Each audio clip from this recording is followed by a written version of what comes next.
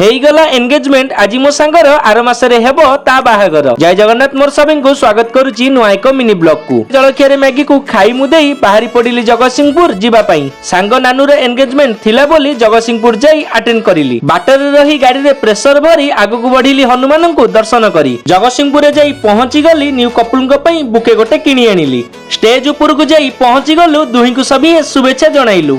भारी सुंदर दिशुले दुहे एका साथी रे सभी मन नाचुला हस खुशी रे। सभी साथे मिसी फोटो उठाला। तापरे मेन प्रोग्राम टा आरंभ हैला।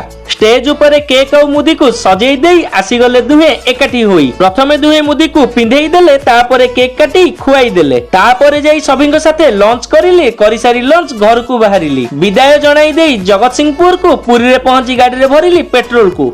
बहु साथे संध्या रे जाई मां काली को दर्शन करिली। किछि समय छिड़ा होई सांस्कृतिक नृत्य को देखिली। दर्शन करि सारी प्रभु पतित पावन को फेरी आसिली मु घर को।